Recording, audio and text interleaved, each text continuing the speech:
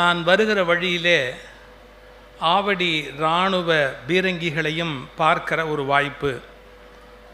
ஒரு புத்தக கண்காட்சி எத்தனையோ இடத்தில் நடந்திருக்கிறது என்று சொன்னாலும் இத்தனை ஆயுதங்களுக்கு மத்தியில் காகிதம் எத்தனை பெரிய ஆயுதம் என்பதை புரிய வைக்கக்கூடிய வகையிலே,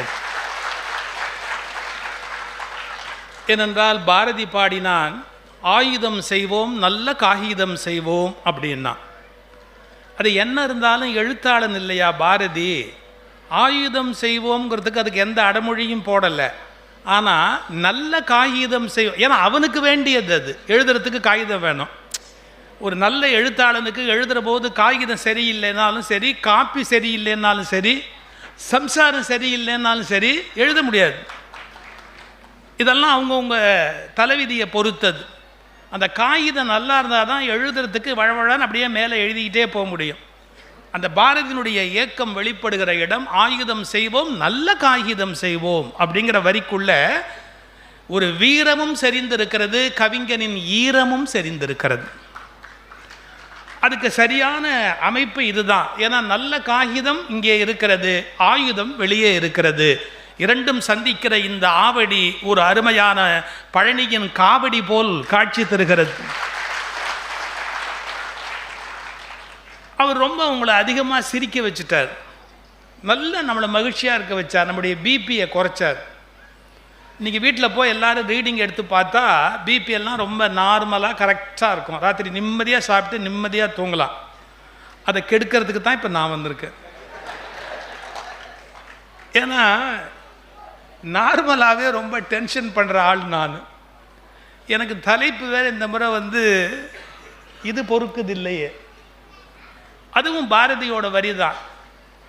இது பொறுக்குதில்லை தம்பி எரிதடல் கொண்டு வா, கதிரை வைத்திழந்தான் அண்ணன் கையை எரித்திடுவோம் அப்படிங்கிறது பாரதியோட வரி. அதாவது தர்மத்துக்கு விரோதமாக அதர்மம் நடக்கிற போது தர்மத்தின் பின்னாலே இருக்கிறவர்கள் வெறும் மென்முறையை மட்டுமல்ல, அவசியம் ஏற்படுகிற போது வன்முறையையும் கையாளுவார்கள் என்பதை நம்பியவன் மகாகவி பாரதி. எல்லா நேரங்களிலுமே அன்பையும் அகிம்சையையும் போதித்து கொண்டு மட்டுமே இருக்க முடியாது. சில நேரங்களில் கண்டிப்பாக இருக்க வேண்டிய கடமையும் மக்களுக்கு இருக்கிறது. என்னிடத்துல வருகிற சில பேர் கவுன்சிலிங் அப்படின்னு வருவாங்க. கவுன்சிலிங்னு சொன்னால் நம்ம சொல்கிறத கேட்க மாட்டாங்க, அவங்க சொல்கிறத நம்மளை கேட்டுக்கிறதுக்கு அதுக்கு கவுன்சிலிங்னு அவங்களா பேர் வச்சுக்குவாங்க.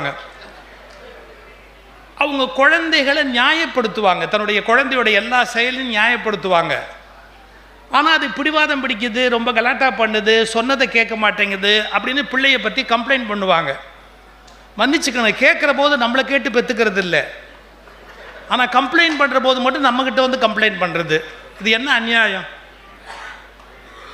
நான் ஒரு வார்த்தை சொல்கிறேன், அந்த வார்த்தை கொஞ்சம் கஷ்டமாக இருந்தால் கூட அதுதான் உண்மை. இந்த குழந்தைகளுக்கு நம்முடைய கண்ட்ரோலில் வரணும் அப்படின்னா அதுக்கு பவர்ஃபுல் வெப்பன், ஆயுதம் என்ன தெரியுங்களா? The first no. The first no. அது என்ன ஃபஸ்ட் நோ? அதாவது அது ஒன்று கேட்க ஆரம்பிக்கிற போது நோ அப்படின்னு அப்பாவோ அம்மாவோ சொல்லிட்டா உயிரே போனாலும் நோ தான். இதை நீங்கள் ஃபஸ்ட்டு டைம் அப்ளை பண்ணிட்டா அந்த குழந்தை வாழ்நாள் முழுக்க உங்கள் கண்ட்ரோலில் இருக்கும். இப்போ நீங்கள் இங்கே வரும்போது ஒரு ஐஸ்கிரீமையோ இல்லை எதையோ ஒன்று பார்த்துட்டு குழந்தை கேட்குதுன்னு வச்சுங்க, நீங்கள் அதோட பேச்சுவார்த்தை நடத்துவீங்க. என்ன, உனக்கு ஏற்கனவே ஜலதோஷம், இதை தவிர எல்லா பக்கமும் பரவுதான், நீ இங்கே இந்த ஐஸை சாப்பிட்டா தொண்டை கெட்டு போச்சுன்னா நாளைக்கு ஸ்கூலுக்கு போக முடியாதான், அதனால் அம்மா சொன்னால் கேளு, நீ சாப்பிடாதேன்னு பேச்சுவார்த்தையில் ஆரம்பிப்பீங்க. அதெல்லாம் ஒன்றும் இல்லை, அதெல்லாம் ஒன்றும் கெட்டு போகாது, நான் சாப்பிடுவேன் அப்படிங்கும். சொன்னால் கேளு, வேண்டாம், சாப்பிட்டுட்டு நாளைக்கு ஜுரம் வந்தால் யார் பார்க்குறது? கங்கை ஒரு புறம் காவேரி ஒரு புறமாக உனக்கு ரெண்டும் கங்கை காவேரி இணைப்புன்னு இங்கேருந்து ஆரம்பிப்பேன். சொன்னால் கேளு, வேண்டாம் அப்படின்னு ஒரு 7-8 தடவை சொன்ன உடனே அது ஒரு காரியம் பண்ணு பாருங்க, டபக்குன்னு 2 காலை விரித்து கீழே உட்காந்து வாங்கி தரணும் அப்படின்னு ஒரு மறியல் ஆரம்பிக்கும். ஏன் இப்படி வெளியில் மானத்தை வாங்குறேன்? நம்ம இந்திய தாய்மார்களுக்கெல்லாம் உள்ளுக்குள்ளே எவ்வளோ வேணாலும் மானம் போகலாம், ஆனால் வெளியில் வெளிமானம் மட்டும் போகக்கூடாது. வீட்டு மானம் எங்கே வேணாலும் வீட்டுக்குள்ளே போகலாம், வெளிமானம் மட்டும் போகவே கூடாது. ஏன் இப்படி வெளியில் மானத்தை வாங்குற? சொன்னால் கேட்க மாட்டேங்கிறியே, இப்படி பிடிவாதம் பண்ணுறியே அப்படின்னு கடைசியாக வேணா வாங்கி கொடுத்தோம். இந்த ஒரு தடவை தான் உனக்கு வாங்கி தருவேன், நல்லா தெரிஞ்சுக்கோ, இந்த ஒரே தடவை தான் வாங்கி தருவேன், அடுத்த தடவை நான் வாங்கி தர மாட்டேன்னா தாட்டு, நீங்கள் அவுட்டு, நீங்கள் அவுட்டு. ஏன் தெரியுங்களா? அது கண்டுபிடிக்கும். அதாவது இவங்க வாங்கி தர மாட்டேன்னு முதல்ல சொல்லுவாங்க, நாம் சத்தத்தை கூப்பிட்ட வெக்கத்தில் அப்படியே அடங்கி போய் வாங்கி கொடுப்பாங்க. நாம் இனிமே ஜெயிக்கணும்னா சத்தத்தை இதை விட கூட்டினா 2 ஐஸ் வாங்கலாம் அப்படின்னு அது போராட்ட யுக்தி என்ன அப்படிங்கிறத கற்றுக்கும். இன்னைக்கு சொல்லிட்டு போகிறேன், ஒரு தடவை நீங்கள் நோன்னு சொல்லிட்டா குழந்தையோட உயிரே போனாலும் வாங்கி தரக்கூடாது. அந்த முடிவில் உறுதியாக இருக்கணும். அப்படி ஃபஸ்ட்டு டைம் இருந்துட்டீங்கன்னா உங்கள் குழந்தைய வழிக்கு கொண்டு வரது ஈஸி. ஃபஸ்ட்டு டைம் அது ஜெயிக்கிறதுக்கு நீங்கள் விட்டுட்டீங்க அப்படின்னா உங்களால் அதை வாழ்நாள் முழுக்க கண்ட்ரோல் பண்ணவே முடியாது. ஏன்னா அது டாக்டிஸ் கண்டுபிடிச்சிருச்சு. எப்படி கேட்கலாம், மேற்கொண்டு எப்படி கேட்கலாம், இன்னும் பக்கத்து வீட்டுக்கு கேட்குற மாதிரி அழுவணும், நல்ல ஊருக்கே கேட்குற மாதிரி அழுவணும், இப்போ புரண்டு அழுவணும் அப்படின்னு போராட்ட முறையை அது மாற்றிக்கிட்டே போகுமே ஒழிய அதை உங்கள் கண்ட்ரோலுக்கு கொண்டு வர முடியாது. அப்போ என்ன சொல்கிறான் சைக்காலஜியில், the first no is so powerful. அதே மாதிரி இன்னொன்று சேர்த்து சொல்லிட்டு போகிறேன், அதே மாதிரி ஃபஸ்ட்டு எஸ் நான் வாங்கி தரேன் அப்படின்னு சொல்லிட்டா உயிரே போனாலும் வாங்கி கொடுக்கணும். அது ரொம்ப ரொம்ப இம்பார்ட்டன்ட். எப்படி, நீ இந்த முறை பரீட்சையில் பாஸ் பண்ணிட்டா நான் உனக்கு ஒரு சைக்கிள் வாங்கி தரேன் அப்படின்னு அப்பா சொன்னால், பாஸ் பண்ணிட்டா கையில் காசு இருக்கோ இல்லையோ கடன் வாங்கியோ வட்டி வாங்கியோ சைக்கிள் வாங்கி கொடுத்துடணும். ஏன், சொன்ன சொல்லை அப்பா காப்பாற்றுவார் என்ற நம்பிக்கை பிள்ளைக்கு வந்து விட்டால் அதன் பிறகு அவர்கள் உங்களை மீற மாட்டார்.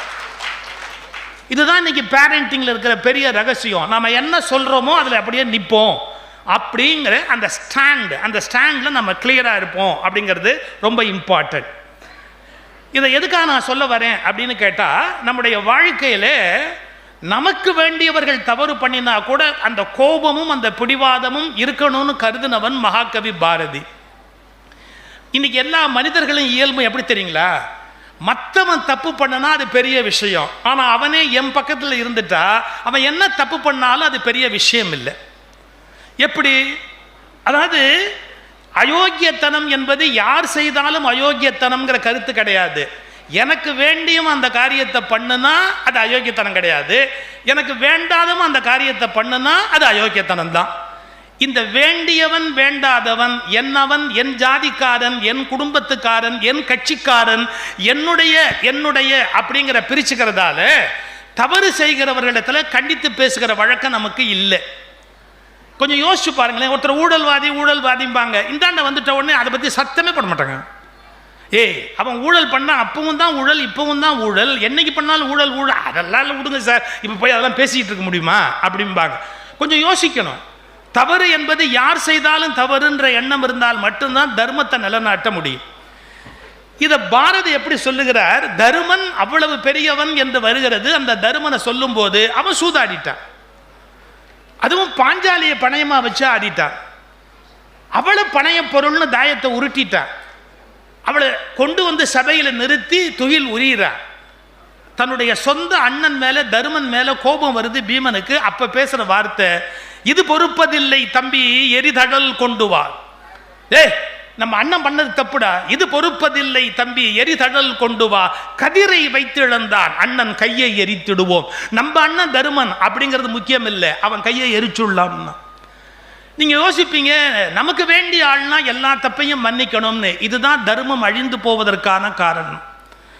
நமக்கு வேண்டியவனாக இருந்தாலும் தர்மத்திலிருந்து விலகுகிற போது அவன் என்னவன் இல்லை என்ற உணர்வு வருமானால் மட்டும்தான் இந்த நாட்டில் நிலையான தர்மங்களை நம்மால் நிலைநாட்ட முடியும். அதை விட்டுட்டு எனக்கு வேண்டியவன்னா ஒரு பேச்சு, எனக்கு வேண்டாதவன்னா ஒரு பேச்சு அப்படின்னா எந்த வகையிலேயும் அது சரியா இருக்க முடியாது. சார், சில விஷயங்கள்ல நாம மரபுன்னு ஒன்று வச்சிருக்கிறோம். மரபு ரொம்ப வலிமையானது. நான் ஒரு உதாரணம் சொல்றேன். சிலப்பதிகாரம் படிச்சவங்களுக்கு தெரியும். பாண்டியன் நெடுஞ்செழியன் சிம்மாசனத்தில் உட்கார்ந்துருக்கிறார். ரொம்ப அருமையா சிம்மாசனத்தில் உட்கார்ந்துருக்கும் போது உள்ள நுழைகிறான் கண்ணகி. அவளை பார்த்த உடனே கண்டளவே தோற்றான் காரிகதன் சொற்சவையில் உண்டளவே தோற்றான் உயிர்.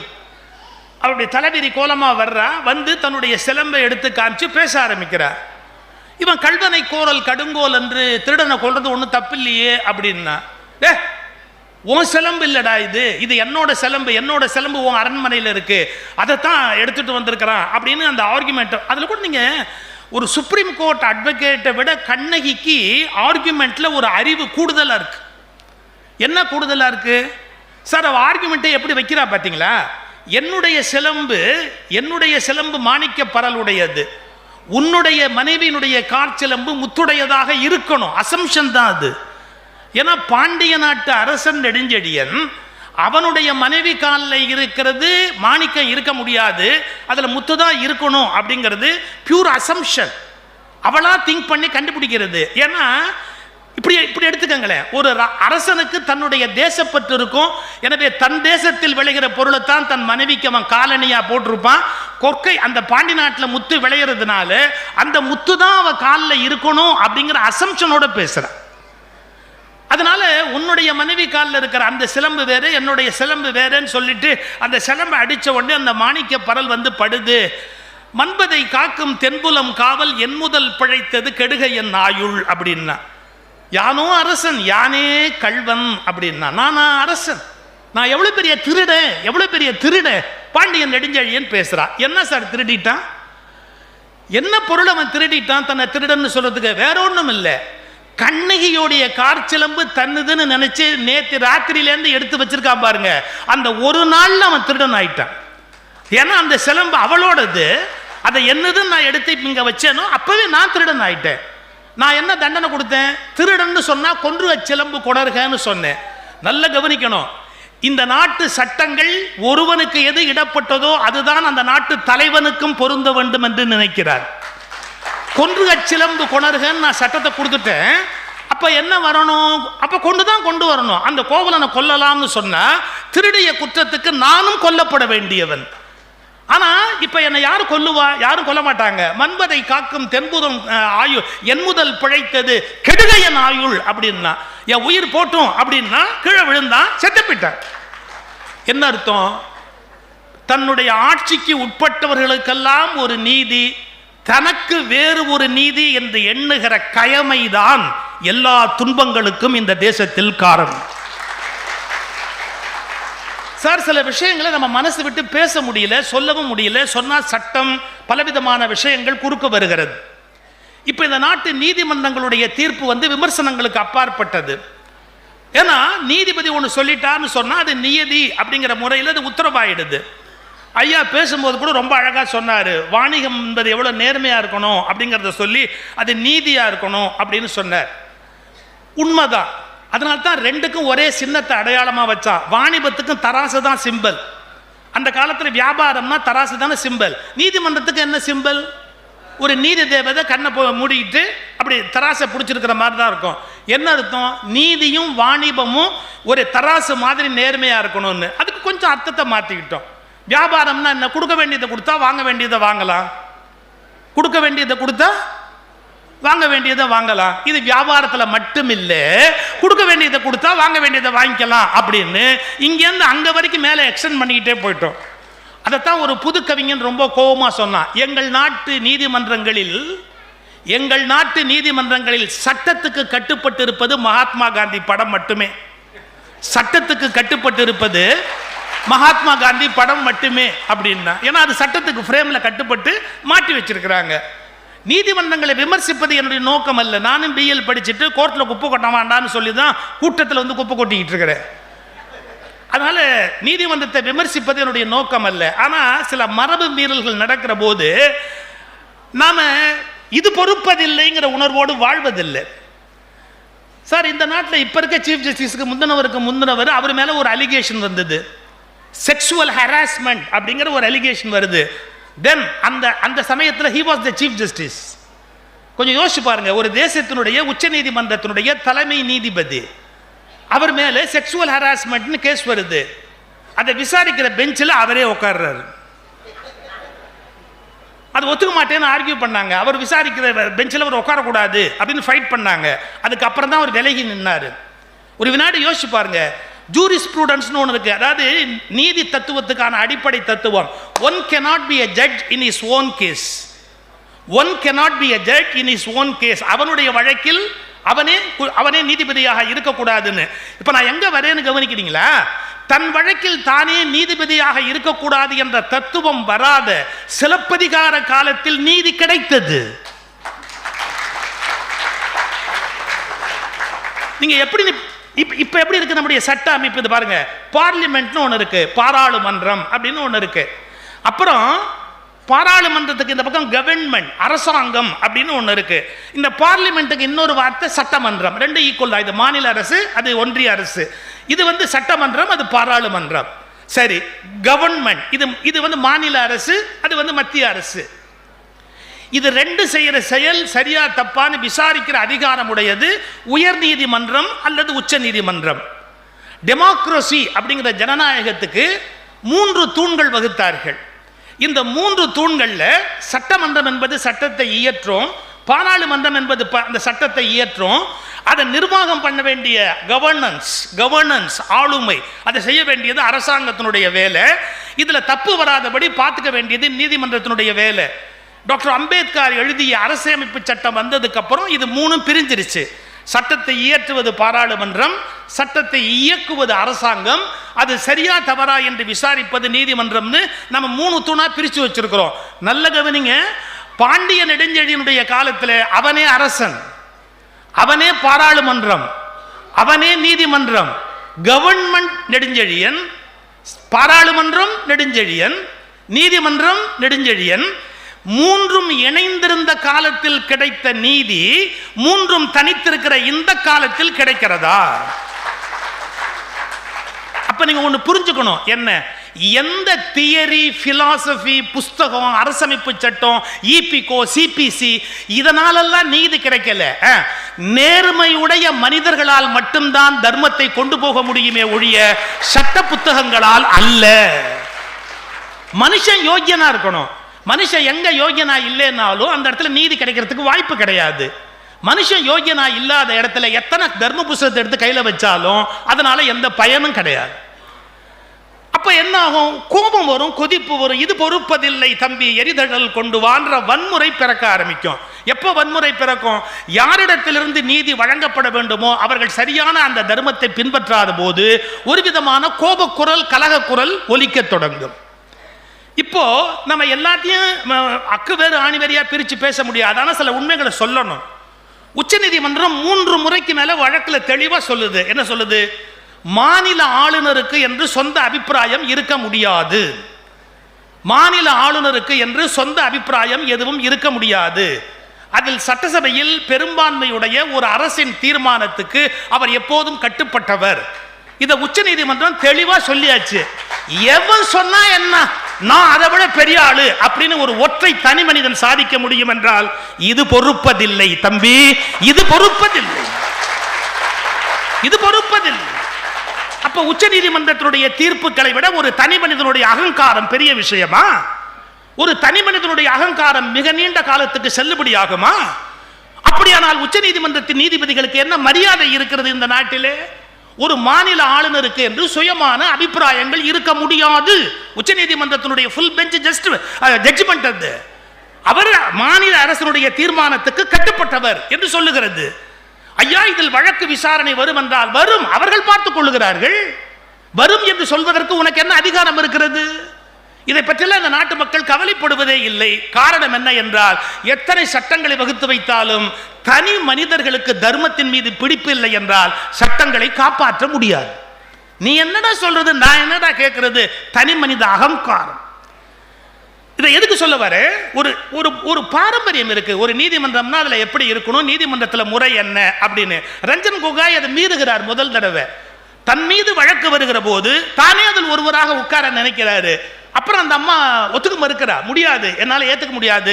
அப்புறம் அதுக்கப்புறம் விலகி நிற்கிறாரு. வேற ஒரு பெஞ்சு ஃபார்ம் பண்றாங்க. அவர் உட்காந்துருக்கலாமா? முதல்ல அந்த கேஸை முழுசா நீங்க கவனிச்சு பார்த்தா தெரியும். பின்னால் அந்த அம்மாவுக்கு அப்பாயின்மெண்ட் கிடைச்சது. அந்த கேஸ் ஒண்ணும் இல்லாம போச்சு. இவரும் குற்றவாளி இல்லைன்னு வெளியில வந்தது. அந்த அம்மா மறுபடியும் அப்பாயின்மெண்ட் ஆகிறா. ஒண்ணுமே நமக்கு புரியல. இந்த தேசத்துக்குள்ள என்ன நடந்ததுங்கிறது யாருக்குமே தெரியல, என்ன பேசப்பட்டதுங்கிறது யாருக்குமே தெரியல. மக்களுக்கு முழுமையான உண்மை கிடைக்கவே இல்லை. நாம் மக்களாட்சி போன்ற ஒரு ஆட்சியை நடத்துகிறோமே ஒழிய நிஜமான மக்களாட்சியை நடத்துகிறோமா என்பது மிகப்பெரிய கேள்விக்குறி. டிரான்ஸ்பரன்சி, டிரான்ஸ்பரன்சி, வெளிப்படைத்தன்மைன்னு ஒன்று இருக்கணுமா இல்லையா? ரியல் இஷ்யூ என்ன, ரியல் கேஸ் என்ன, தப்பு நடந்ததா, தப்பு சுமத்தப்பட்டதா, அவர் மீது கற்பிக்கப்பட்டதா, அப்படியானால் மீண்டும் அந்த பெண்மணிக்கு எப்படி வேலை கொடுக்கப்பட்டது? டிரான்ஸ்பரன்சியே இல்லையே. அதோட முடிச்சிடணும் அப்படின்னா மக்களாட்சி என்ற போர்வையில் ஆட்சி நடக்கிறதா, நிஜமான மக்களாட்சியே நடக்கிறதா என்ற கேள்வி வருகிறது. எனக்கு அரசியல் பேசுவதில் ஆர்வம் இல்லை என்றாலும் தர்மம் பேசுவதில் ஆர்வம் இருக்கிறது. இது இரண்டுக்கும் இடையில் இருக்கிற வேறுபாடு பல பேருக்கு புரிவதில்லை. நான் கட்சி அரசியலில் நாட்டம் உள்ளவன் இல்லை, ஆனால் இந்த தேசத்தில் தர்மம் நிலைக்க வேண்டும் என்பதில் அதிக அக்கறை உடையவன். கொஞ்சம் யோசிச்சு பாருங்க. இன்னொன்னு, ஒரு ஆழமான ஒரு பார்வை நமக்கு வேணும். எப்படின்னா, இந்த நாடு 1947 சுதந்திரம் அடையுது. சுதந்திரம் அடைகிற காலத்தில் மவுண்ட் பேட்டன் நமக்கு வைஸ்ராயா இருக்கார், கவர்னர் ஜெனரல் அப்படின்னு இருக்கிறாரு. அதுக்கு முன்னாடி 1935 நமக்கு டெமோக்ரஸியை பிரிட்டிஷ்காரன் கற்றுக் கொடுக்குறேன்னா மாகாண அரசு அப்படின்னு ஒன்று ஏற்படுத்தினான். ராஜாஜி போன்றவர்கள் முதல் மந்திரியா இருந்தாங்க, வேறு பல பேர் முதல் மந்திரியா உட்கார்ந்து இருந்தாங்க. கொஞ்சம் காலம் மாறி இந்த பக்கம் தெற்கு பக்கத்தில் ஒரு பிரதமர் அப்படின்னு இருந்தாங்க. வெவ்வேறு பகுதியில் வெவ்வேறு பேருடைய ஆட்சி வந்தது. மாகாண அரசுகள் அப்படின்னு பிரிட்டிஷ்கார 1935 ஒரு மாடலா கொண்டு வர்றா. அப்போ ஆங்கிலேயர்கள் கவர்னரா இருக்கிறாங்க.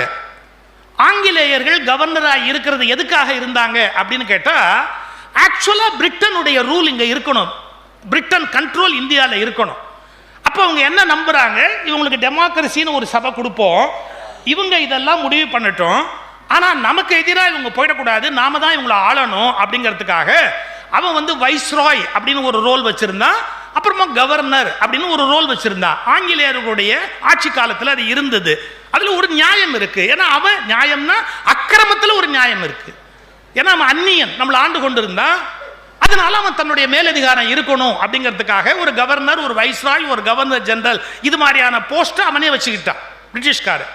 ஏன் கேள்வி, 1947 இங்கிலீஷ்காரன் நம்மளை விட்டு போனதுக்கு அப்புறமா நமக்கு எதுக்கு ஒரு கவர்னர் ஜெனரல்?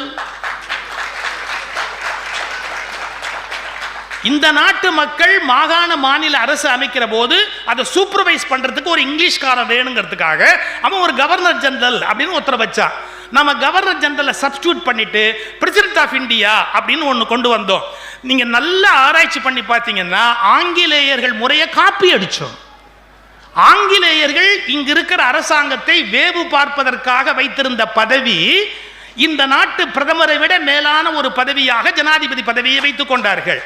இப்போது சுயமான மக்களாட்சி வந்துவிட்ட பிறகு பிரதமர் தான் பலமுள்ளவராக இருக்க வேண்டும், முதலமைச்சர் தான் பலமுள்ளவராக இருக்க வேண்டும், ஜனாதிபதியும் கவர்னரும் அவசியமே இல்லாத பதவி என்பதை தெளிவாக மக்கள் புரிந்து கொள்ள வேண்டும்.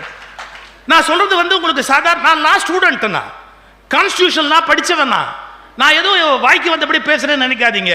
ஒரு முறை ஜனாதிபதி வெளியில் புறப்பட்டு செல்கிறார் என்று சொன்னால், அவர் மீனாட்சி அம்மன் கோயிலை கும்பிட்டால் 5000 போலீஸ்காரர்கள் தெருவில் நிற்க வேண்டும். ஏறத்தாழ 5 கோடி ரூபாய் நீங்கள் செலவு செய்ய வேண்டும். அவர் எங்காவது கோயம்புத்தூரில் போய் ஒரு சாமி கும்பிடுகிறார் என்று சொன்னால் மீண்டும் அங்கே ஒரு 5 கோடி ரூபாய் செலவு செய்ய வேண்டும்.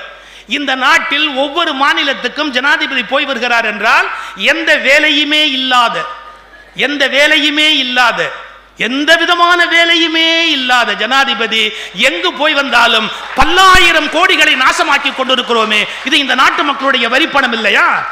நீங்கள் கேட்பீர்கள், கான்ஸ்டிடியூஷனல் குழப்பம் வந்து விட்டார், சுப்ரீம் கோர்ட் சீஃப் ஜஸ்டிஸ் எதற்காக இருக்கிறார்? கவர்னர் இடம் காலியாக இருந்தால் ஹைகோர்ட் ஜட்ஜ் உட்கார்வது போல மேலே ஏதாவது பிரச்சனை வந்தால் சுப்ரீம் கோர்ட் சீஃப் ஜஸ்டிஸ் ராஷ்டிரபதியுடைய வேலையை பார்க்கலாம். அந்த வேலை அவசியமற்ற வேலை. இந்த தேசத்திலிருந்து ஆளுநர் பதவியும் நீக்கப்பட வேண்டும், ராஷ்டிரபதி பதவியும் நீக்கப்பட வேண்டும். மக்களால் தேர்ந்தெடுக்கப்படுகிற உண்மையான மக்களாட்சி உலகத்தில் வர வேண்டும். அது தண்ட செலவு, கோடிக்கணக்கான ரூபாயை நாம் வீணாக்குகிறோம். அவர்களுக்கான பாதுகாப்பு செலவு, அவர்களுக்கான போக்குவரத்து செலவு, அவர்களுக்கான விமான செலவு, அவர்களுக்கான விரயங்கள், மருத்துவம். 6 மருத்துவரோடு சேர்ந்துதான் ஜனாதிபதி பயணிப்பார் வெளியில் போவதாக இருந்தால். நான் என்ன சொல்லுகிறேன், வெள்ளைக்காரன் ஏற்படுத்தி வைத்தது அவனுடைய பாதுகாப்புக்காக. ஒரு சித்த மருத்துவர், ஒரு ஆங்கில மருத்துவர், இப்படி எல்லாருமாக அவரோடு சேர்ந்து பயணிக்க வேண்டும் அவரை பாதுகாப்பது என்றார். இந்த தண்ட செலவு இந்த தேசத்துக்கு அவசியமா?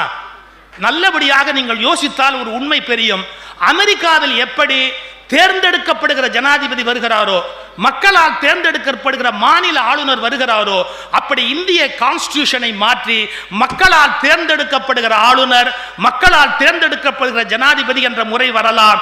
அப்படி வைத்தால் இப்போது நாம் செலவு செய்வதிலிருந்து 500 அல்லது 1000 கோடி ரூபாய் இந்தியாவுக்கு மிச்சமாகும் என்பதை முதலில் நாம் புரிந்து கொள்ள வேண்டும். அது ஒரு அதிகாரம் இல்லாத, அவசியம் இல்லாத ஒரு அலங்கார பதவி. அது நமக்கு தேவையே இல்லை. இந்த இடத்துல அவசியமே கிடையாது. ஏழைகள் வரி பணத்தில் இவ்வளவு பணத்தை கொண்டு போய் கொட்ட வேண்டிய அவசியம் கிடையாது.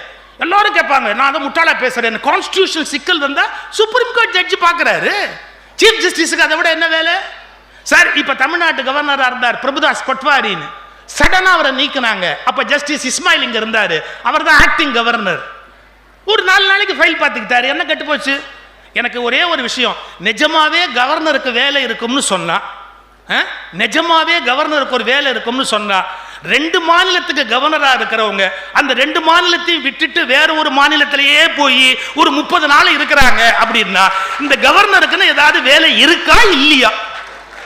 நிஜமாவே வேலை இருக்கும்னு சொன்னா, சார் என்னால ஒரு நாள் வெளியூர் போக முடியாது சார். ஏன் வேலைக்கு? எனக்கு வர கடிதங்களுக்கு பதில் எழுதுறதுக்கு, எங்கிட்ட யோசனை கேட்கறவங்களுக்கு பதில் சொல்றதுக்கு எனக்கு நேரம் இருக்காது. ஒரு இடத்துக்கு போக முடியாது, 4 கல்யாணத்துக்கு போக முடியாது, 4 இடத்துக்கு போக முடியாது. 2 மாநிலத்துக்கு கவர்னரா இருக்கிறவங்க எப்ப பார்த்தாலும் அந்த இடத்துல இல்லாம வேற இடத்துலயே இருக்கிறாங்க அப்படின்னு சொன்னா என்ன அர்த்தம்? வேலையே இல்லை அப்படிங்கறதான உண்மையான அர்த்தம். அப்ப எங்கள் மக்களுடைய வரிப்பணத்தை ஏன் வீண் பண்றீங்க? எங்களுடைய மக்களுடைய வரிப்பணத்தை எதுக்கு வீண் பண்றீங்க? உங்க சௌரியத்துக்காக, உங்க ஆடம்பரத்துக்காக எதுக்காக வீண் பண்றீங்க? நான் கேட்கிறது என்றைக்கு பொருத்தமான கேள்வி. எந்த கட்சி ஆட்சியில் இருந்தாலும் அவர்களுக்கும் இந்த கேள்வி பொருந்தும். நான் எந்த ஒரு தனிப்பட்ட முறையையும் தாக்கி பேசவில்லை. இந்த சிஸ்டம் தவறு என்பதுதான் என்னுடைய. சிஸ்டத்தை மாத்தினாதான் எல்லாத்தையும் மாற்ற முடியும். இங்க சிஸ்டமே சரியில்லை, அதுதான் நான் சொல்ல வருது. சிஸ்டமே சரியில்லை. தேவையில்லாத விரயங்களை நாம் அதிகமாக வைத்திருக்கிறோம். சரி, இன்க்ளூடிங் கவர்மெண்ட்டே நம்ம சொன்னா கோவப்படுவாங்க. Commissioner, additional commissioner, joint commissioner, deputy commissioner, joint, அப்புறமா வந்து அடிஷன். இவங்களுக்கு வயசாகி போச்சுங்கிறதுக்காக கவர்மெண்ட் வீங்கிக்கிட்டே போறதா? இவங்களுக்கு போஸ்ட் ஏதாவது கொடுக்காம போயிட்டா தப்பா போயிடும், அவங்களுக்கு ரிட்டையர்மெண்ட்டுக்குள்ள அடிஷனல் கமிஷனரா போடணுங்கிறதுக்காக, அந்த ஸ்டேட்டஸை கொடுக்கணுங்கிறதுக்காக. ஏன் சார், ஒரே ஐஜி அருள் உட்கார்ந்து வேலை பார்த்ததை எத்தனை டிஜிபி இப்ப பார்க்க வேண்டியிருக்கு? இதெல்லாம் மக்களுடைய வரிப்பணம் வீணா போகுதுங்கிறத பத்தி நம்ம கவலைப்படணும். எப்ப வீட்டில் எக்கானமியை பத்தி நம்ம கவலைப்படுறோமோ அப்படி நாட்டினுடைய பொருளாதாரத்தை பத்தி கவலைப்பட முடியும். நீங்க எப்படி வேணா நினைச்சுக்கீங்க, இது பொறுப்பதில்லை தம்பி, இது பொறுப்பதில்லை.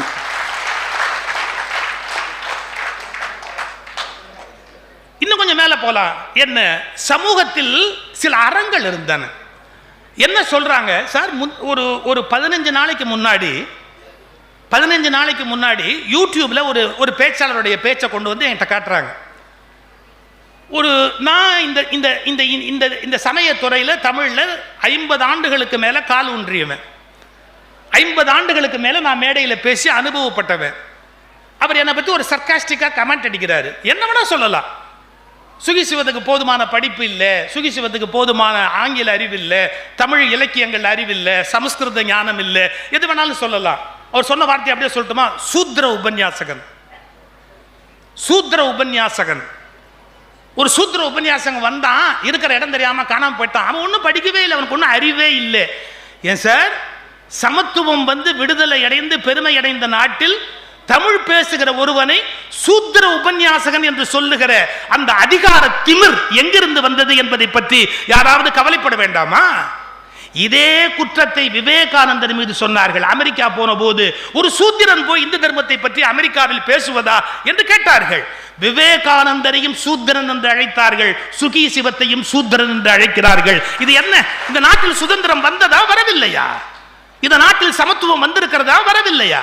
என்ன சொல்றாங்க? சூத்ர உபன்யாசகன் வந்தான், இருக்கிற இடம் தெரியாம போயிட்டான், வளர்றான், அப்படி ஒருத்தர் கமெண்ட் அடிக்கிறாரு. இது எந்த வகையில ஒரு நியாயமா இருக்க முடியும்? யோசிச்சு பாருங்க. சமூகத்தில் இன்னும் சமத்துவம் என்பது முறையாக நிலைநாட்டப்படவில்லை.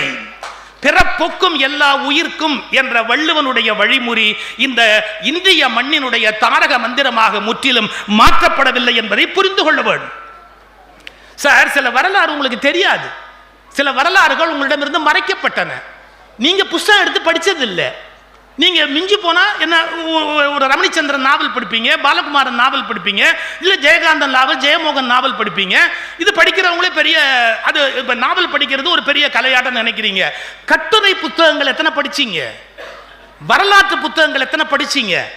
இந்த நாட்டினுடைய வளர்ச்சி, வீழ்ச்சி, இந்திய வரலாறு, சொல்லப்பட்ட வரலாறு, மறைக்கப்பட்ட வரலாறு, திரிக்கப்பட்ட வரலாறு, இதெல்லாம் எடுத்து எத்தனை நீங்க எடுத்து படிச்சு பார்த்தீங்க?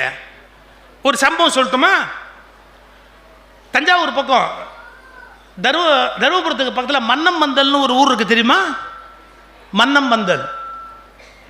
அந்த ஊருக்கு அந்த பேர் எப்படி வந்தது? மன்னம்பந்தல்.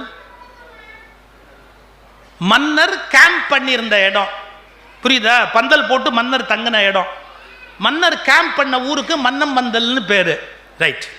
அவர் ஏன் அங்க கேம்ப் போட்டாரு? 48 நாள் தங்கி இருந்தாரு. அவர் ரகோஜி மகாராஜாவா சரபோஜி மகாராஜாவான்னு ஒரு சின்ன கிளிக் இருக்கு, அது வேற, காலத்தை நிர்ணயிக்கணும்.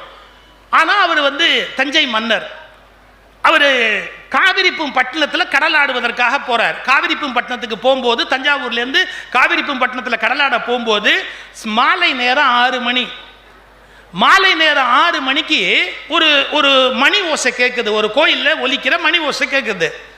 அவர் சிறந்த பக்தர், அவர் அந்த தஞ்சை மன்னர் சிறந்த பக்தர். அதனால என்ன பண்ணார், தன்னுடைய பல்லக்கிலேருந்து கீழே இறங்கி கையை உயர்த்தி அந்த மணி ஓசை கேட்ட திசை நோக்கி கும்பிட்டார். ஏதாவது தப்பா? இது ஒரு 6 மணிக்கு கோயிலில் மண்டிக்கிறாங்க, அடித்த உடனே அந்த கோயிலை நம்ம மனசால நினைச்சு கும்பிடணும் அப்படின்னு அந்த மன்னர் கையெடுத்து இப்படி கும்பிட்டார். தப்பா? இது கூட இருந்தவன் சொன்ன, மகாராஜா கும்பிட்டுட்டீங்களே, தப்பா கும்பிட்டுட்டீங்களே, ஏன்டா கும்பிட்டு, என்னடா தப்புன்னா, அது சூத்திர சமாதி, அது ஒரு சூத்திரனோட சமாதி. ஷோ, அப்படியா? நான் அதை கும்பிட்டுட்டேன், இடிக்க சொல்றாத, இடிட, அதை இடிக்க சொல்லு. மன்னருக்கு கோவம் வந்துருச்சு, இட அதை அப்படியே இடிச்சிருன்னு. நான் சொல்றதுல எல்லளவும் கற்ப கிடையாது. தருமை ஆதீன குரு மரபு வரலாறுன்னு புஸ்தகம் இருக்குது. தருமை ஆதீன குரு மரபு வரலாறு புஸ்தகத்தை எடுத்து படிச்சு பாருங்க. 7ஆம் பட்டம், 7வது குருமகா சன்னிதானமாக இருந்தவர் திரு அம்பல தேசிகர். அவருடைய அருளாட்சி காலத்தில் அந்த வழியா கடலுக்கு போற தஞ்சாவூர் மன்னர் அதை பார்த்துட்டு கையெடுத்து கும்பிட்டவர். யாரோ கூட இருந்தவன் சொன்னான், அது சூத்திர சமாதி அப்படின்ன உடனே, வேணாம்ப்பா வேணாம்ப்பா, நான் எப்படி அதை கும்பிட்டேன், அதை இடி, இனிமே எவனுமே கும்பிடக்கூடாது அப்படின்னார். எது கும்பிட்ட பாவம் போறதுக்கும் இடிக்கணும்னு உத்தரவு போடுறாரு. அவர் உத்தரவு போட்ட உடனே 4 பேர் போனா இடிக்கலான்னு போனா. சார், அப்படி போன உடனே 4 பேர் போய் இடிக்க போன போது அற்புதம் நடந்ததுன்னு எழுதுறாங்க. இருக்கட்டும், நம்புறவங்க நம்புங்க, நம்பாட்டி போங்க. அந்த தருமபுரத்தில் பட்டத்தில் இருந்த பெரியவர்கிட்ட போய் சொல்றாங்க, இது மாதிரி மூல சன்னதியை இடிக்கிறாங்க அப்படின்னு. அவர் ஒரு பாட்டு பாடினார். அப்போ ஈசன் பலகீனன் என்ற கால், கடவுள் பலவீனமானவர்னு சொன்னா, ஈசன் பலகீனன் என்ற கால் ஆலயத்தில் மோசம் வந்ததென்று மொழியலாம். கடவுளுக்கு பலம் இல்லை அப்படின்னு சொன்னா கோயிலுக்கு நாசம் வந்தது அப்படிங்கிறத நம்ம ஏத்துக்கலாம்டா. ஈசன் பலகீனன் என்ற கால் ஆலயத்தில் மோசம் வந்ததென்று மொழியலாம். ஈசனே ஆக்குவதுமாக்கி அழிப்பதும் தானானால் நோக்குவதும் யாம் பிறரை நொந்து. நாம என்னத்துக்குடா இன்னொருத்தனை பார்த்து வருத்தப்படணும், கடவுள் பலசாலியா இருந்தா நடக்க வேண்டியது நடக்கும் அப்படின்னார். 7ஆம் பட்டத்தில் இருந்த திருவம்பல தேசிகர். என்ன நடந்தது? இடிக்க போனவனுக்கு கண்ணு போயிடுச்சு, இடிக்க போனவனுக்கு கண்ணு போயிடுச்சு. அதை விட முக்கியம், மகாராஜாக்கே கண்ணு போயிடுச்சு, மகாராஜாக்கே கண்ணு போயிடுச்சு. அவர் உடனே நேர என்ன பண்றாரு, ஊர் எல்லையை தாண்டி போனவர் தனக்கு பார்வை போயிடுச்சுன்னு உடனே திரும்பி வந்து நம்ம தப்பு பண்ணிட்டோம் அப்படின்னு மன்னிப்பு கேட்கிறாரு. யார்கிட்ட? இந்த திருவம்பல தேசிகர்கிட்ட நான் தெரியாம இடிக்க சொல்லிட்டேன், மன்னிச்சுக்கங்க, எனக்கு பார்வை போயிடுச்சு அப்படின்னு. உடனே விபூதியை கொடுத்து ஒரு கண்ணு இப்ப தெரியும்னார், ஒரு கண்ணு இப்ப தெரியும்னார். அப்ப இந்த கண்ணு கிடைக்கணும்னா நான் என்ன பண்ணணும்? 48 நாள் இங்க தங்கி டெய்லி இந்த குருமூர்த்தத்தை கும்பிட்டுட்டு போ. எதை இடிக்கணும்னு சொன்னியோ அதை டெய்லி கும்பிட்டுட்டு போ. 48 நாள் ஒரு மண்டலம் தங்கு. அப்படி மன்னன் தங்கிய ஊர் தான் மன்னம் பந்தல். அது தருமபுரத்துக்கு பக்கத்தில் இருக்கு. மகாராஜா கேம்ப் போட்ட ஊரு மன்னம் பந்தல். இது முக்கியம் இல்லை. 48 நாள் சாயரட்ச பூஜைக்கு அந்த மன்னர் கும்பிட்டுட்டு எல்லாம் முடிச்சு போனதுக்கு அப்புறம் அவருக்கு உள்ளூர ஒரு டவுட்டு. அவர் இந்த திருவம்பல தேசிகரை கேட்கிறாரு, இல்ல வர்ணாசிரம தர்மப்படி சூத்திரர்கள் ஞானமடைய முடியாது அப்படின்னு என்கிட்ட சொன்னாங்க, நான் அதை நம்பிதான் சூத்திர சமாதியை இடின்னு தப்பா சொல்லிட்டேன், அவங்க ஞானமடைகிறதுக்கு வழி உண்டா, அவங்க தெய்வமா உயர்வதற்கு வழி உண்டான்னு கேட்ட உடனே அந்த திருவம்பல தேசிகர் அவர் ஒரு நூல் எழுதி கொடுத்தாரு. என்ன? அப்படி இந்த எந்த வர்ணத்தில் பிறந்தாலும் ஞானம் அடைவதற்கு ஜாதியோ வர்ணமோ தடை இல்லை என்பதை திருவம்பல தேசிகர் ஒரு நூல் எழுதி கொடுத்தார். என்ன எழுதி கொடுத்தாரு? ஞானம் அடைவதற்கு ஜாதியோ வர்ணமோ ஒருபோதும் தடை இல்லை. அந்த நூலுக்கு பேர் என்ன தெரியுமா? வர்ணாசிரம சந்திரிகை. வர்ணாசிரம சந்திரிகை அப்படிங்கிற நூலை அந்த திருவம்பல தேசிகர் எழுதி கொடுத்தது. பிறகு மன்னர் தானே அச்சிட்டு இந்த தருமபுர மடத்துக்கு ஏகப்பட்ட நிலத்தை நன்கொடையா வழங்கிட்டு, நான் தெரியாம பண்ணிட்டேன், என்னை மன்னிச்சுக்கங்க என்று போனதா ஒரு வரலாறு இருக்கு. என் கேள்வி இதுதான், என்ன நீங்க விவேகானந்தர் வெளிநாடு போனாலும் சூத்திரங்கிறீங்க, சுகீசிவன் பேச வந்தாலும் சூத்ர உபன்யாசகன்கிறீங்க, நீங்க தர்மபுரத்தை தாண்டி போனாலும் சூத்ர சமாதிங்கிறீங்க. இந்த நாட்டில் விடுதலை வந்துதான் வரலையா? அப்போ எங்க நிலைமை என்ன? எங்களுக்குரிய மரியாதை என்ன? நாங்க கடைசி வரைக்குமே கீழ்தானா? அந்த கேள்விக்கு பதிலே கிடையாதா? இந்த நாட்டில் எந்த அநியாயமும் நடக்கலையா? எதுவுமே நடக்காத மாதிரி கற்பனை பண்ணி சொல்லிக்கொண்டே போனா சரியாயிடுமா? இந்த காலகட்டத்தில் இந்த நூற்றாண்டுல என்ன சொல்றான் ஒருத்தர் சூத்திர உபன்யாசகன்னு சொல்றான், சொல்லலாமா? அப்ப யாருமே அதை பத்தி நமக்கு ரோஷம் கிடையாது. நமக்கு இலவசமா ஏதாவது கொடுத்தா சரிதான், அப்புறம் ஓட்டுக்கு நோட்டு கொடுத்தா சரிதான், நம்ம வேலையை பார்த்தோமா, நம்ம போனோமா வந்தோமா. அதை விட எந்த சினிமால என்ன நாசமா போச்சுன்னு பார்த்தாதான் நமக்கு சாப்பாடு தின்ன அவஸ்தை இருக்குமே ஒழிய இந்த நாடு கேடு கேட்டா நமக்கு என்ன? நமக்கு என்ன உணர்ச்சி இல்லை அப்படின்னா விழிப்புணர்வு இல்லை, அவேர்னஸ் இல்லை. நம்ம என்ன நினைக்கிறோம்? எது எக்கேடு கேட்டாலும் கவலை இல்லை, என் சௌரியம் நல்லா இருக்கணும், என்னுடைய சந்தோஷம் குறையக்கூடாது, நான் புது துணி போடணும், நான் ஜாலியாக சினிமா போகணும், நான் ஜாலியாக சாப்பிடணும், நான் ஹோட்டலில் போய் திங்கணும். இவ்வளவு செல்ஃபிஷா ஒரு வார்த்தை சொல்லட்டுமா?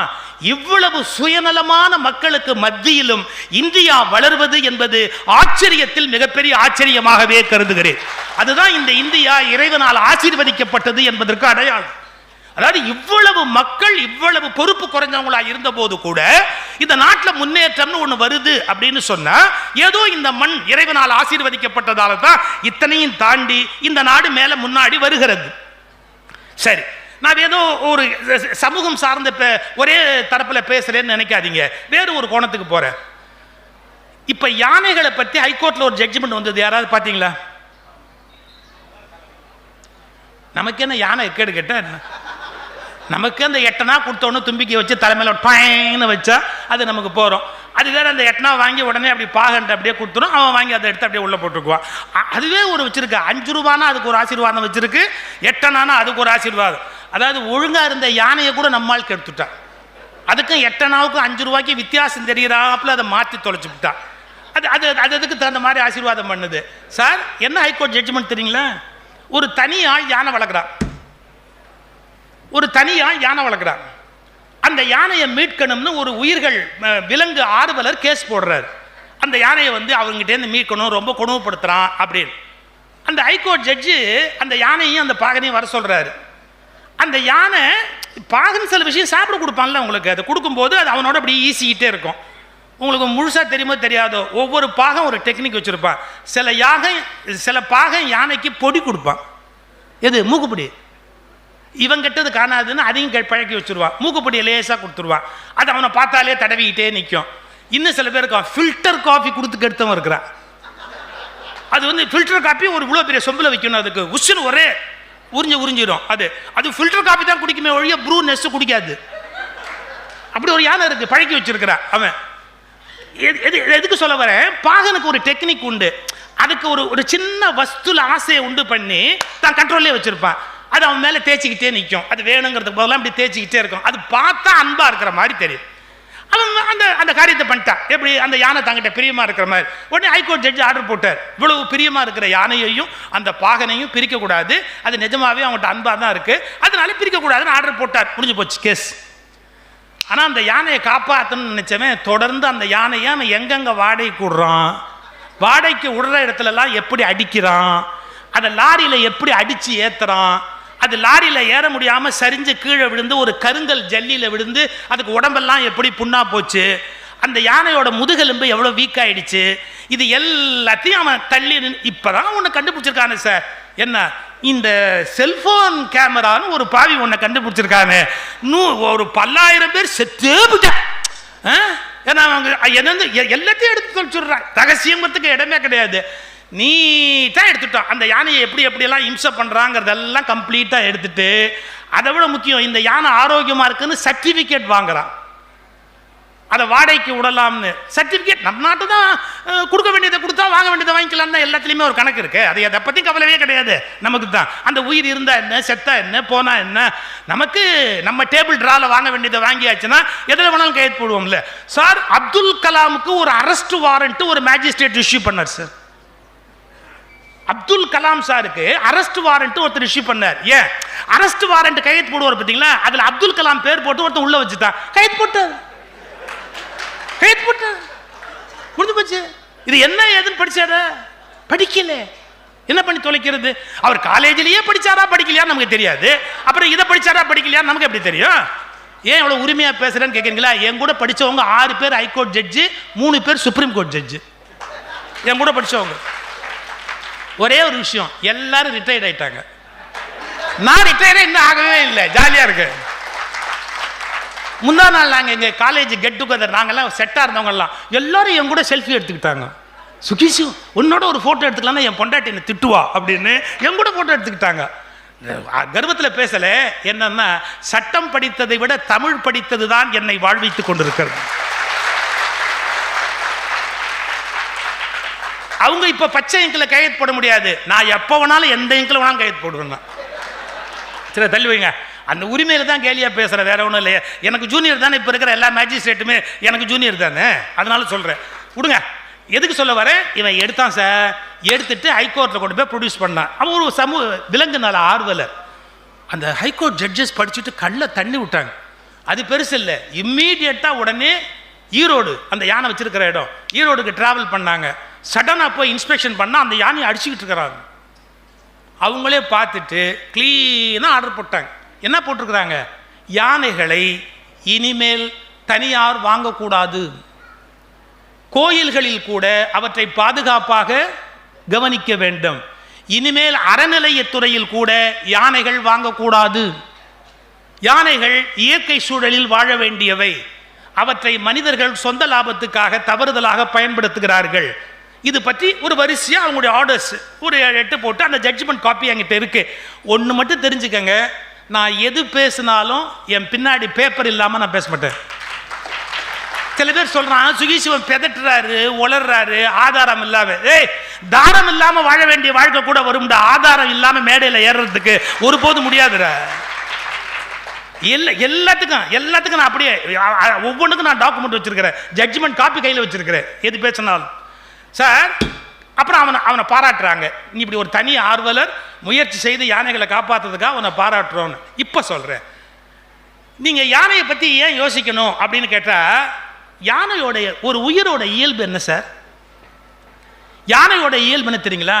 தனியாக அதால் வாழ முடியாது சார். அது ஒரு கூட்டமாகவே வாழ்ந்து பழக்கப்பட்டது. உங்களுக்கு தெரியுமா, மனுஷன்ல அம்மா செத்துட்டா கூட பிள்ளையை வளர்க்க முடியாது. யானையில் பிரசவத்தில் தாய் யானை செத்து போயிட்டா கூட குட்டி யானைக்கு ஒரு நஷ்டம் கிடையாது.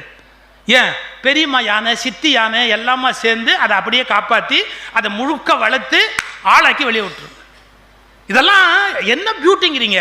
அதுக்கு பாட்டி யானை போகிறோம், பெரியம்மா யானை போகிறோம், சித்தி யானை போகிறோம், அதுங்களே ப்ரொடெக்ட் பண்ணிடும். தாயார் எங்கேயோ வெள்ளத்தில் அடிச்சுட்டு போயிடுச்சு, பிரிஞ்சு போச்சுன்னா யானைங்க ஒன்றும் கஷ்டப்படாது, குட்டிங்களை அதுங்களே வளர்த்துரும். பாசமானது. இதை விட 2வது விஷயம், 18 மணி நேரம் ஒரு நாளைக்கு அது நடக்கணும். அதனுடைய உடம்பு அமைப்பு இருக்கு இல்லையா, அதுங்களுக்கு 18 மணி நேரம் நடக்கணும், 6 மணி நேரம் தான் தூங்கணும். அதை விட முக்கியம் என்ன தெரியுமா, 18 மணி நேரமும் திங்கணும்.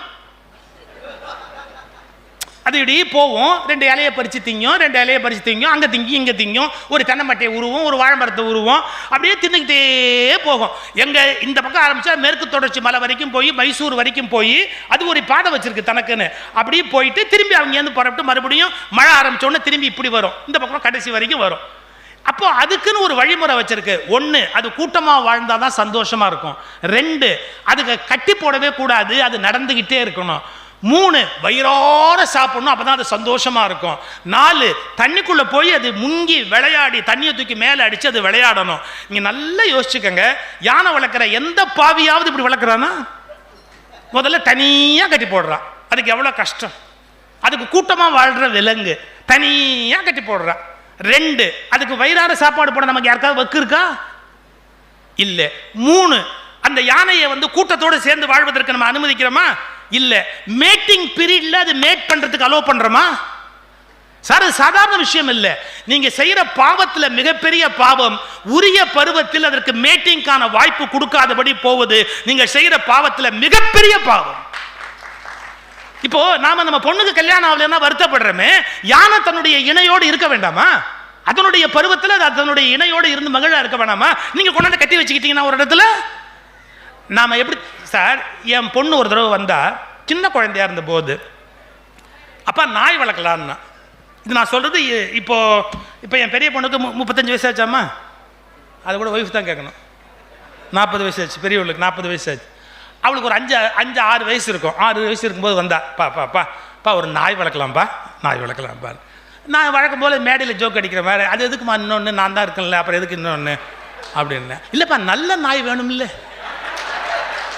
அவன் நல்ல நாய் வேணும் இல்லை அப்படின்னா உன் வாய் கொழுப்புக்கு.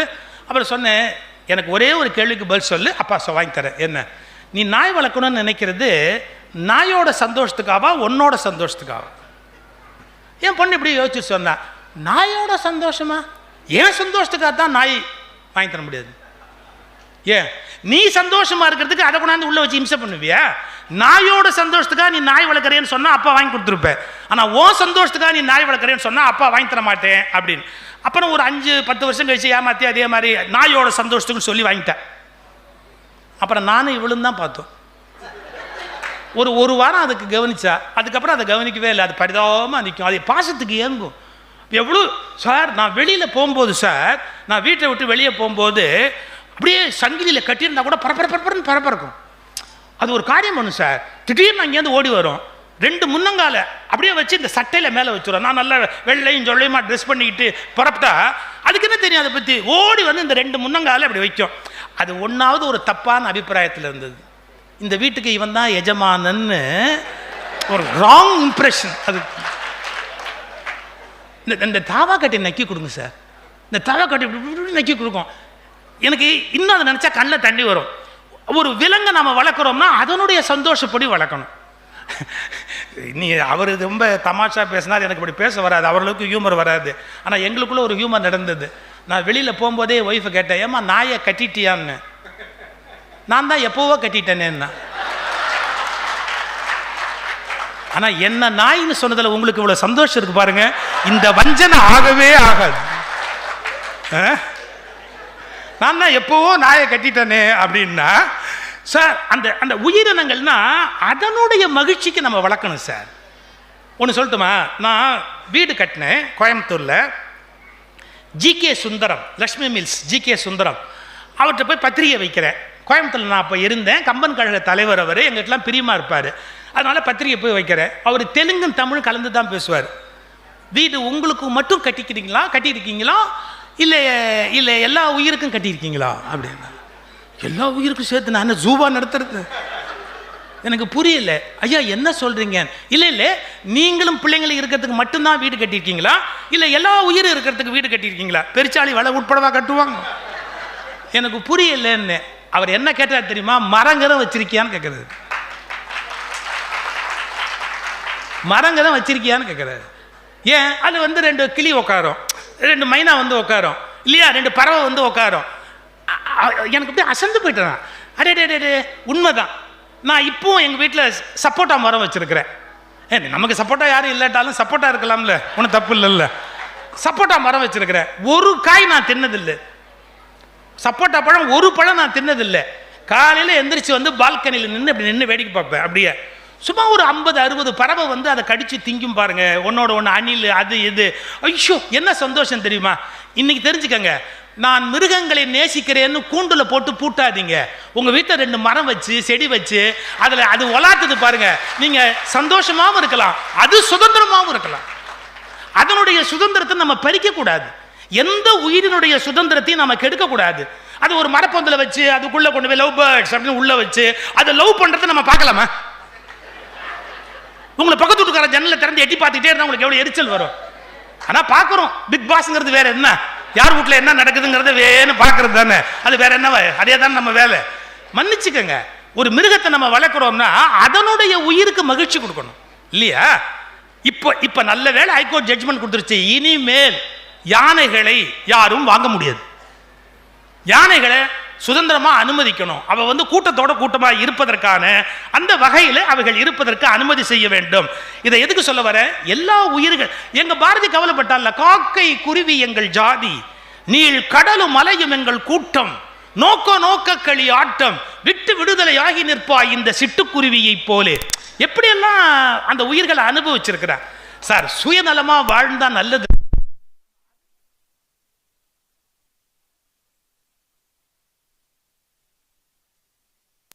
ஒரு செய்தியை சொல்லி நான் நிறைவு பண்றேன். ஏன்னா அவர் சொன்ன மாதிரி எதுக்கும் காலம் நேரம் அப்படிங்கிற ஒரு கணக்கு இருக்கு. அந்த மரபுப்படி நான் அதை முடிக்க வேண்டிய நேரத்தில் முடிக்கணும். தாய்மொழியை நேசிக்கணும் அப்படின்னு சொல்றோம். மகாத்மா காந்தி சொல்றார், என்ன சொல்றாரு, தாய்மொழியில் ஒருத்தன் படிக்கிற போது வளரக்கூடிய அறிவு நுட்பம் எல்லா சமயத்திலும் ஏற்படும்னு சொல்ல முடியாது அப்படிங்கிறார். அவர் ஒரு கடிதம் எழுதுறாரு. ஒரு கடிதம் எழுதும்போது குஜராத்தில எழுதுறார். அவர் ஒரு கடிதத்தை ஜெயிலில் இருக்கும்போது, சிறையில் இருக்கும்போது குஜராத்தில எழுதுறாரு. யாருக்கு? அவருடைய மனைவி கஸ்தூரிபாவுக்கு கடிதம் எழுதுறாரு ஜெயிலிருந்து. அந்த பிரிசன் ஆஃபீஸர் என்ன சொல்றான், இந்த பாரு, இங்கிலீஷ் தான் எனக்கு படிக்க தெரியும், நீ என்ன எழுதியிருக்கேங்கிறத நான் படித்தாதான் வெளியில் அனுப்ப முடியும். நீ குஜராத்திலெல்லாம் எழுதுனா என்னால் உன் ஒய்ஃபுக்கு அனுப்ப முடியாது. ஏன்னா ஜெயிலை பொறுத்த வரைக்கும் ஜெயிலர் லெட்டரை படிக்கணும், நீங்கள் என்ன எழுதியிருக்கேங்கிறத படிக்கணும். அதனால இங்கிலீஷில் எழுதி கொடு, உனக்கு தான் இங்கிலீஷ் தெரியும் இல்லை, இங்கிலீஷில் எழுதி கொடு. காந்தி சொன்ன பதில் சொல்லட்டுமா, சொந்த மனைவிக்கு யாராவது அந்நிய மொழியில் கடிதம் எழுதுவார்களா? எவ்வளவு பெரிய வார்த்தை சார் அது, காந்தியோட வார்த்தை. சொந்த மனைவிக்கு யாராவது அந்நிய மொழியில் கடிதம் எழுதுவார்களா? அப்படி ஆங்கிலத்தில் எழுதுவதை விட நான் எழுதாமலேயே இருந்து விடுகிறேன். காங்கிரஸ் மாநாடு நடக்குது, ஒருத்தர் பேசுறாரு, அவர் ஆங்கிலத்தில் பேசும்போது காந்தி சொல்றாரு, நீ ஏன் ஹிந்தியில பேசக்கூடாது அப்படிங்கிறார். அவர் சொல்றாரு, எனக்கு ஹிந்தி தெரியாதுங்கிறார். யாரோ ஒருத்தர் எனக்கு ஹிந்தி தெரியாதுன்னார். நீ ஒரிசால இருந்து தானே வந்திருக்கிற, ஒரிய மொழியிலேயே பேசு. நீ ஒரிய மொழியில பேசுறது நேதாஜியை கூப்பிட்டு சொல்றார், உனக்கு ஒரிய மொழி தெரியும் இல்ல, அவ என்ன பேசுறான்னு மற்றவங்களுக்கு விளக்கி சொல்லு, புரியுதா? ஏன் தெரியுமா? அப்ப சொல்றார் காந்தி ஒரு வார்த்தை, தாய்மொழியில் தன் உணர்ச்சியை வெளிப்படுத்துவது போல் வேறு மொழியில் தன்னுடைய அன்பையும் ஆற்றலையும் வெளிப்படுத்த முடியாது. இது காந்தி வாழ்ந்த நாடா சார்? இது காந்தி வாழ்ந்த நாடா சார்? தாய்மொழியில் தன் உணர்ச்சியை வெளிப்படுத்துவதை போல வேறு மொழியில் நீ உன்னுடைய அன்பை வெளிப்படுத்த முடியாது அப்படிங்கிறாரு. இதை நம்ம புரிஞ்சுக்க வேண்டாமா? அவங்க தாய்மொழிக்கு அவங்கவுங்க முக்கியத்துவம் கொடுக்கணும்னு நினைச்சா அதை மொழி வெறின்னு சொல்றதா? எல்லாருமே அவனுடைய தாய்மொழிக்கு முக்கியத்துவம் கொடுப்பான். இன்னும் கூட சொல்லட்டுமா, இந்த நாட்டை இன்னும் பிரில்லியண்டான சயின்டிஸ்ட், அதாவது ஆற்றல் பூர்வமான அறிவாளிகள் வந்திருக்க முடியும். இரவல் மொழியில் படிப்பதால் தான் சிலர் மட்டுமே அறிவாளி ஆகிறார்கள். தாய்மொழியில் படிக்க பழகினால் புதிய புதிய சிந்தனையாளர்கள் இந்த உலகத்தில் நிச்சயம் தோன்றுவார்கள். இந்த தாய்மொழி வழியான அந்த சிந்தனை, இப்ப கூட உயர் நீதிமன்றத்தில் தீர்ப்பு தமிழ்ல விவாத மொழியா தமிழை ஏன் வைக்கக்கூடாதுன்னு கேட்டபோது நம்முடைய உச்சநீதிமன்ற தலைமை நீதிபதி மறுத்துட்டார்னு ரிப்ளை கொடுத்துருக்குறாங்க. எக்ஸாக்டா அதான் பதில் வந்திருக்கு. நல்லா யோசிச்சு பார்க்கலாம். இப்போ தமிழ்நாட்டில் ஒரு கேஸ் நடக்குது, அந்த கேஸ் யார் மேல நடக்குதோ அவனுக்கு ஏதாவது புரியுமா? அவன் போய் உட்காந்துருக்கான், வக்கீல் நமக்கு தான் பேசுறாரா அவனுக்கு பேசுறாரான்னு எப்படி தெரியும்? கொஞ்சம் யோசிச்சு பாருங்க. அவங்க தாய்மொழியில் அவன் பேசினா என்ன பேசுறாங்கன்னு கவனிக்கலாம் இல்ல? இது தெரியணுமா இல்லையா? அப்ப அந்தந்த மாநிலத்தினுடைய நீதிமன்றங்கள்ல அந்தந்த மாநில மொழி ஒரு வழக்காடு மொழியா இருந்தா என்ன தப்பு? சாரி அப்ப ஜட்ஜஸ் டிரான்ஸ்ஃபரே பண்ண முடியாது அப்படின்னு சொன்னா, ஜட்ஜஸுக்கு 2 மொழி தெரியணும்னு சொல்லு, அந்த 2 மொழி தெரிஞ்சவன் தான் ஜட்ஜா வர முடியும்னு சொல்லு. அவனுக்கு எந்த மொழி தெரியுமோ அந்த மாநிலத்துக்கு டிரான்ஸ்ஃபர் பண்ணு. இல்ல மினிமம் 3 மொழி ஜட்ஜுக்கு தெரியணும், நாங்க மாத்திரத்துக்கு வசதியா டிரான்ஸ்ஃபர் பண்றதுக்கு வசதியா, அதனால ஜட்ஜ் படி, நீ ஜட்ஜ படின்னு சொல்லு, அதை விட்டுட்டு ஜனங்களை படின்னு சொல்லி கஷ்டப்படுத்துற. இந்த நாட்டு ஏழை விவசாயி இனிமே போய் வேற மொழி படிச்சுட்டு வர போறானா? அவனுக்கு கேஸ் நடக்குது, என்ன நடக்குதுன்னே தெரியலையே, கோர்ட்டுக்குள்ள என்ன நடக்குதுன்னு அவனுக்கு புரிய மாட்டேங்குது. நீங்க மக்களுடைய கஷ்டத்தை உணரணும். நான் ஏதோ ஒரு மொழி வெறியில பேசல, நான் ஹிந்தி படிக்கணுங்கிற தனிப்பட்ட சிந்தனை உடையவன். ஏன்னு கேட்டா, ஒருத்த முன்னேறணும் வாழ்க்கையிலன்னா எத்தனை மொழி தெரிஞ்சு வச்சுக்கிறானோ அத்தனை மொழிக்கு அவன் முன்னேற முடியும். நீ பிரெஞ்சு படிக்கிறியா படி, ஜெர்மனி படிக்கிறியா படி, ஹிந்தி படிக்கிறியா படி. நீ உன் தாய்மொழியை நல்லா படிச்சுக்கோ, ஆங்கிலம் படிச்சுக்கோ, வேற மொழியை நல்லா படி, உன்னை நீ வளர்த்துக்கோ. நான் அதை வேண்டான்னு சொல்ற ஆளே கிடையாது, வேற மொழி படிக்காதே நான் சொல்ல மாட்டேன், பைத்தியக்காரன் இல்லை. ஆனா தாய்மொழி மட்டுமே தெரிஞ்சவனுக்கு நீ எப்படி காப்பாற்ற போற இந்த நாட்டில்? தமிழ்நாட்டுக்குள்ள இல்ல தெலுங்கு, ஆந்திராக்குள்ள தெலுங்கு தான் தெரியும். அங்க தெலுங்குல ஹைகோர்ட்ல பேசினா என்ன குடிமொழிக்கு போதா? யோசிக்கணும். இதெல்லாம் பொறுக்க முடியல. இது பொறுப்பதில்லை. முடிச்சிடுறேன், நிஜமாவே முடிச்சிடுறேன். ஏன்னா நீங்க இது பொறுப்பதில்லைன்னு வச்சுங்க. மவுண்ட் பேட்டன் இந்தியாவுடைய வைஸ்ராய். மவுண்ட் பேட்டன் இந்தியாவுடைய வைஸ்ராய். அவர் தலைமை பங்குற ஒரு கமிட்டியில் இன்னொரு மெம்பர் டாக்டர் அம்பேத்கர். அம்பேத்கரோடு சேர்ந்து பயணம் பண்ணுறாரு மவுண்ட் பேட்டன். மவுண்ட் பேட்டன் ரொம்ப ஹையஸ்ட் ரிகார்டு அம்பேத்கர் மேலே வச்சுருக்காரு. மகாத்மா காந்தி ஹையஸ்ட் ரிகார்டு வச்சுருக்கிறாரு. பண்டிட் ஜவஹர்லால் நேரு ஹையஸ்ட் ரிகார்டு வச்சுருக்கிறாரு. அம்பேத்கர் மேலே ஜவஹர்லால் நேருடைய மரியாதை என்னன்னு ஒரு வார்த்தை சொல்லட்டுமா? Intellectual brilliance, erudite scholarship, deep and wide intelligence, sound common sense, rich experience and clear reason. தமிழில் அறிவுத்திறன், முதிர்ந்த படிப்பறிவு, ஆழ்ந்தகன்ற தெரிவு, நுண்ணறிவு கூர்மை, தரமான நடப்பறிவு, வளமான பட்டறிவு, தெளிந்த பகுத்தறிவு, இத்தனையும் உடையவர் அம்பேத்கர். இப்படிக்கு ஜவஹர்லால் நேரு. எந்த குறையும் சொல்ல முடியாது. மகாத்மா காந்தியால மதிக்கப்பட்டவர், எல்லாராலையும் மதிக்கப்பட்டவர், அறிவாளி. மவுண்ட் பேட்டன் ரொம்ப மதிப்பாரு யாரு? அம்பேத்கர். ஸோ அவர் பூரி ஜெகநாத் டெம்பிள் இன்வைட் பண்ண போது கூட்டிட்டு போறாரு. நம்புனா நம்புங்க, நம்பாட்டி போங்க. Puri Jagannath temple Mountbatten மட்டும் அனுமதிக்கப்பட்டார். அம்பேத்கர் வெளியில் நிறுத்தப்பட்டார். எந்த நாட்டிலேருந்தோ வந்த வெள்ளக்கார இந்த நாட்டு கோயிலுக்குள்ள போலாமா? இந்த நாட்டில் பிறந்து வளர்ந்தவன் இந்த கோயிலுக்குள்ள போக கூடாதான்? நாடா இது? நாடா இது? சார் இது என்னைக்கும் முடிஞ்ச கதைன்னு சொல்லாதீங்க. ஒரு வாரம் முன்னாடி யூடியூப்ல வந்தது, ஒரு கோயிலுக்குள்ள யாரோ ஒருத்தர் போயிட்டாருன்னு அந்த கோயில்ல நிர்வாகி திட்டுறாரு. திட்டலாமா? அப்படி நீ எப்படி உள்ள வந்த அப்படின்னு கேட்கிறாரு. கேட்கலாமா? அப்ப இந்த நாடு சுதந்திரம் அடைஞ்சு இத்தனை வருஷத்துக்கு அப்புறம் அடைய வேண்டிய வளர்ச்சி அடைஞ்சிருக்குதா? மவுண்ட் பேட்டன் பூரி ஜெகநாத் டெம்பிள்ல பூர்ண கும்ப மரியாதை கொடுத்து வரவேற்கப்படுகிறார். டாக்டர் அம்பேத்கர் வெளியில் நிறுத்தப்படுகிறார். என்ன நாடு சார் இது? இது பொறுப்பதில்லை. இது பொறுப்பதில்லை. அது சகிச்சுக்க முடியாது. என்றைக்கு இந்த நாட்டில், இந்திய நாட்டில் 30 கோடி ஜனங்களின் சங்கம் முழுமைக்கும் இது பொது உடைமை. ஒப்பிலாத இந்துஸ்தானம். இது உலகத்துக்கு ஒரு புதுமை. யார் சொல்றா? எங்க பாரதி. 30 கோடி அன்னைக்கு ஜனங்களுக்கும் இது பொது உடைமை. இந்த நாட்டில் எல்லாரும் சமம், எல்லோரும் சமம் என்ற உணர்வு ஏற்படுத்த வேண்டிய கடமையை இன்னும் ஏற்படுத்தாமல் மதங்களின் பெயராலும் ஜாதிகளின் பெயராலும் வெவ்வேறு பிரிவினைகளை பிரித்து கொண்டு இந்தியர்கள் வாழுவது இது பொறுப்பதில்லை. சுயநலம் இது பொறுப்பதில்லை. பிறர் நலம் இல்லாமை பொறுப்பதில்லை. போதுமான விழிப்புணர்வு இல்லை, பொறுப்பதில்லை. யோசித்து பாருங்கள். தரமா நான் இந்த செய்தி எங்க படிச்சேன்னா, நீலன் அவர் ஒரு புத்தகத்தில் எழுதுறார், சிந்தனை களஞ்சியம்ங்கிற புக்கு. அதில் நீலன் அப்படிங்கிற ஒரு எழுதின செய்தி தான் மவுண்ட் பேட்டனை உள்ள விட்டாங்க, டாக்டர் அம்பேத்கரை வெளியே நிறுத்திட்டாங்க அப்படிங்கிற செய்தி நான் அதில் படித்தது. தர்மயாதீன குரு பரம்பரை வரலாறு அதில் நான் படித்த செய்தி தான் 7வது பட்டம். அவருடைய அந்த சமாதி இடிக்கப்பட்ட போது அவர் பாடிய பாடலும் மன்னனுக்கு கண்ணு போன வரலாறும் எல்லாமே புத்தகத்தில் இருக்கு. நான் எந்த செய்தி சொன்னாலும் இந்த பக்கத்தில், இந்த புத்தகத்தில் இருக்கிறது, இந்த கல்வெட்டில் இருக்கிறது, இந்த சாசனத்தில் இருக்கிறது என்று பேசியே பழக்கப்பட்டவன். எல்லாத்துக்கும் என்கிட்ட ரெக்கார்ட் இருக்கும். எதுவுமே எக்ஸ்ட்ரம் போறா திடீர்னு அப்படியே நான் வந்துடுறது இல்லை. எல்லாத்துக்கும் உரிய பேஸ் ப்ரிப்பேர் பண்ணாம நான் வெளியில வர்றதே இல்லை. ரைட். எதுக்காக இதை சொன்னேன்னா, அதை நீங்களும் வேணும்னா சீரியஸான புக்ஸ் படிங்க. பொழுதுபோக்கு புஸ்தகத்தை மட்டும் மர்மக்கலை கொல்லை படிங்க, நான் வேணான்னு சொல்ல பொழுதுபோகிறதுக்காக. ஆனால் அதை தாண்டி இப்போ 7லேருந்து 9, 10 வரைக்கும் சீரியல் போகுது. இந்த சீரியலில் 5 டயலாக் தொடர்ச்சியாக இருக்கும். உன்னை உயிரோட விட மாட்டேன், நீ எப்படி வாழ்றேன்னு நான் பார்க்குறேன், நீ அவனுமா எப்படி இருந்துடுறீங்கிறத நான் பார்க்குறேன், உன்னை ஒழிக்காம விட மாட்டேன். அதில் வேறு ஆம்பளைங்களை விட பொம்பளைங்க தான் இப்போ ரொம்ப வேகமாக சபதம் பண்ணுறாளுங்க ஒவ்வொரு சீரியல்லையும் பார்த்தேன். இது ஏதாவது இந்த நாட்டை காப்பாற்ற போதா? பொள்ளாச்சி மகாலிங்க ஒருத்தர் ஒரு கேள்வி கேட்டார் சார், பிரில்லியன்ட் கொஸ்டின் கேட்டார் சார். சிவம், ஒரு சினிமா எவ்வளோ நேரம்ப்பா போகுது அப்படின்னார். ஐயா 2.5 மணி நேரம் ஒரு சினிமா போகும். 2.5 மணி நேரத்தில் ஒரு கதை சொல்லிட்டான்லப்பா சினிமாவில். ஆமாம். அப்போ சீரியலில் மட்டும் எதுக்குப்பா இந்த 234வது எபிசோடு? ஒரு சட்டம் கொண்டு வர சொல்லுப்பா. ஏன்னா சிக்கலான விஷயத்தெல்லாம் என்ன பேச வச்சு தான் அவங்கெல்லாம் சந்தோஷப்படுவாங்க.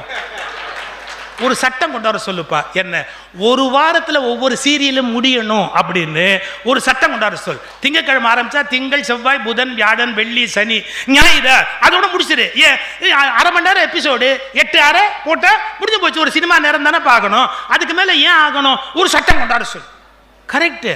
ஏங்க 1347வது எபிசோடா? இது பொறுப்பதில்லை. வணக்கம்.